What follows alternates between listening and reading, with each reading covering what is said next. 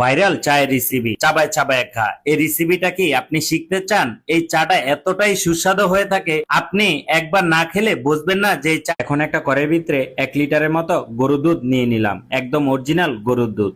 তারপরে দিয়ে দিব কন্ডেন্স মিল্ক। আমার এখানে একটা কন্ডেন্স মিলের অর্ধেক পরিমাণ এখানে দিয়ে দিব। রেস্টুরেন্টে আমার এখানে কড়াই ছিল, সেজন্য আমি কড়াই নিয়ে নিলাম। আপনারা চাইলে বাসায় হাঁড়ির ভিতরেও তৈরি করতে পারেন। তা আমি দুধটা অনেকক্ষণ ধরে জাল দিয়ে নিব। আর অবশ্যই আপনারা চুলার হিটটা হালকা হালকা রেখে এই দুধটা অনেকক্ষণ ধরে জাল দিয়ে নিবেন।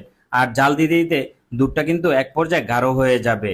আমার দেখেন দুধটা খুবই সুন্দর বলক আসছে। এখন আমি দুধের ভিতরে এলাচ দিয়ে দিব।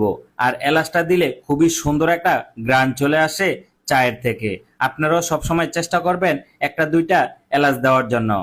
এখন একটা আখের ডিমের কুসুম এখানে দিয়ে দিব। আখের ডিমের কুসুমটা আমি খুবই ভালো করে নিয়ে অল্প একটু পানি দিয়ে মিক্স করে নিব। আপনারা অনেকে মনে করবেন চায়ের ভিতরে আবার হাঁসের ডিম দেয়, এটা আমি জীবনে ফার্স্ট দেখেছি।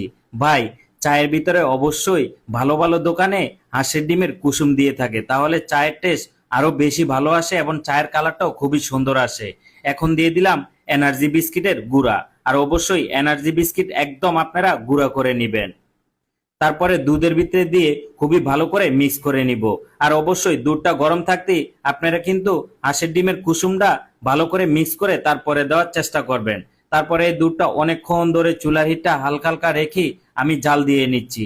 আপনারাও সবসময় চেষ্টা করবেন ভালো করে জাল দিয়ে নেবেন এবং ভালো করে মিক্স করে নেবেন, তাহলেই চায়ের টেস্টটা একদম পারফেক্ট ভাবে চলে আসবে। আর অবশ্যই কিন্তু দুধটা কিন্তু ভালো করে জাল দিতে হবে, এটা আমি বারবার বলে দিচ্ছি। এখন দিয়ে দিব চিনি। চিনিটা আপনাদের স্বাদ অনুযায়ী আপনারা দিয়ে দিবেন।